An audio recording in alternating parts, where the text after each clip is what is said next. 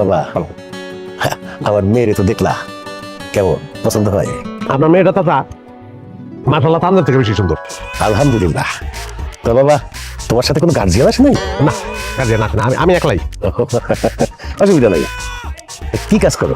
একটু দেখ, মনে করেন মাটিকাটা থেকে শুরু করে রাজমিস্ত্রি পর্যন্ত, জুতা সেলাই থেকে চন্ডি পার, এমন কোনো কাম নাই যেটা আমি করি না।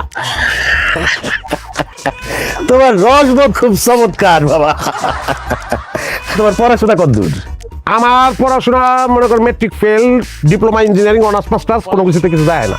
তুমি অনেক মজা করো, খুব মজার মানুষ তুমি। না আমি মজা করতেছি না দাদা, সত্যি। আমি আপনার বাড়িতে মাটি কাটতে আইছি, ওই যে বাজারে জাফরের কাছে আপনি বদলা বুঝতেছেন না, যে বদলা কামলা নাই, মাটি কাটানোর লেগে আপনার লোক লাগবো। হ্যাঁ আমি সেই লোক।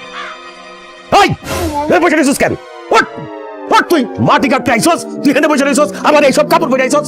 হ্যাঁ ওঠ, এখানে বসে রইছিস আবার। পোশাক আশাকের সমস্যাটা কি আমি এটা বুঝতে পারছি না। শুনেন, আমার ছোটবেলা থেকেই আমি এরকম একটু পোশাক আশাকের ব্যাপারে সচেতন, সবসময় ফিটফাট থাকি। আপনি আমাকে গ্রামে খোঁজ নিলে জানতে পারবেন আমি নিজের সবসময় ফিট বাবু কই, মানছে সবাই আমার সদরঘাট বাবু। ভাই মানছি আপনার সদরঘাট বাবু কয় কি লিগা? ওই যে উপরে ফিটফাট, ভিতরে সদরঘাট। এই হাসি বন্ধ, এত হাসি কি হলো?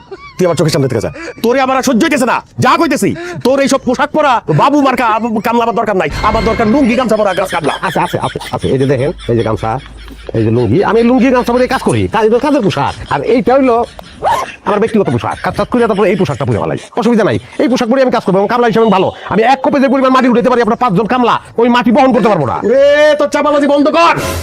কাকা এখানে কিন্তু বদলার মতো পড়ছে, বলটা এখানে কামে।